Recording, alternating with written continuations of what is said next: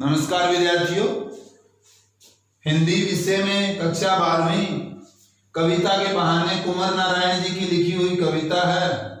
कुंवर जी ने इस कविता में कैसे विचार होते हैं, क्या क्या होता है, कवि क्या कविता में दिख सकता है, क्या संदेश दे सकता है समाज को, और वो कविता किन भावनाओं से, किन विचारों से जुड़ी होती है, ये बातें यहाँ दिखाई गई है कि आखिर कविता में होता क्या है। पहली लाइन देखिए, कविता एक उड़ान है, कि कविता एक उड़ान है, अपने मन के विचारों की, भावनाओं की उड़ान है। चिड़िया के बहाने, जिस तरह से चिड़िया उड़ान भरती है, ठीक कवि भी उड़ान भरता है और वो अपनी उड़ान कविता में उतारता है। कविता की उड़ान भला चिड़िया क्या जाने, लेकिन यहाँ प्रश्न अलंकार आप लिख सकते हो कि इसमें प्रश्न अलंकार है। यहाँ चिड़िया के बहाने जाने, यहाँ अनुप्रास अलंकार हुआ, ये साथ साथ में हम देखते जाएंगे। कविता की उड़ान भला चिड़िया क्या जाने, कविता एक उड़ान है चिड़िया की तरह, लेकिन चिड़िया की उड़ान सीमित होती है, इसीलिए कविता की उड़ान का जो है बराबरा कहें या बराबरी जो नहीं कर सकती। कविता की उड़ान बहुत ऊंची उड़ान होती है, बाहर भीतर, इस घर उस घर। कविता के पंख लगा उड़ने के माने, चिड़िया क्या जाने। फिर प्रश्न अलंकार, माने जाने, अनुप्रास अलंकार। कवि कहता है कि चिड़िया जो है वो बाहर भीतर, इस घर से उस घर पर उड़ान भरती रहती है।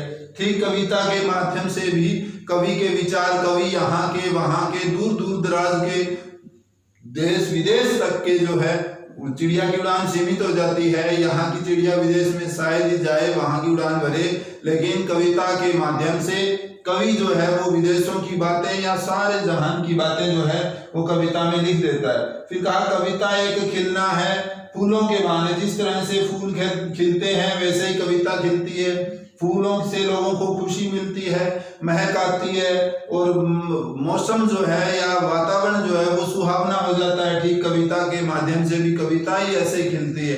जब कविता बोली जाती है, कविता रखी जाती है, सुनाई जाती है, तो लोग खुश होते हैं। जैसे फूलों को खिलता हुआ देख करके प्रसन्नता होती है, वैसे ही कविता से भी होती है। कविता का खिलना, जब कविता खिलती है, कविता अपने विचार प्रस्तुत करती है, समाज में परिवर्तन आता है। भला फूल क्या जाने, वो बातें फूल नहीं कर सकते। फूल सीमित समय तक खिलते हैं, बाद में मुरझा जाते हैं, लेकिन कविता, आज की लिखी हुई कविता, जैसे उदाहरण है हमारे पास, लक्ष्मी चंद जी ने एक प्रसिद्ध गीत लिखा हुआ है, वो कुछ एक पन्ने जो है थोड़े दिन पहले हमारे एक फेसबुक पर मित्र ने लगा रखा था, जो आज 2020 में साबित हो रहा है। वो चीन के बारे में, विदेशों के बारे में, इस लड़ाई के बारे में, महामारी के बारे में वहां लाइनें लिखी हुई है। तो देखिए कब की लिखी हुई बातें आज भी चल रही है। तो ये है कि फूल क्या जाने, बाहर भीतर, इस घर उस घर, बिना मुरझाए, यानी कविता के विचार जो है बिना मुरझाए, ये महकने के माने फूल क्या जाने कि फूलों का बराबर नहीं हो सकता। फूल की तरह कविता खिलती जरूर है, लेकिन फूल कविता की तरह कभी नहीं खिल सकते या महका सकते। कविता एक खेल है, कवि कहता है कि कविता भी एक खेल है, ये खेला जाता है बच्चों के बहाने। जिस तरह से बच्चे खेलते हैं वैसे ही कविता एक खेल है।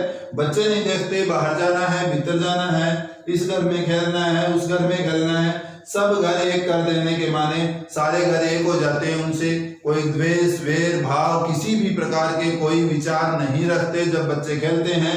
ठीक ऐसे ही जब कविता रची जाती है, कविता का निर्माण किया जाता है, तो वहाँ किसी से पक्षपात या किसी के एक घर दूसरे घर के विचार, कुछ भी किसी भी प्रकार का भेदभाव नहीं किया जाता, सब कुछ सच्चाई रखी जाती है।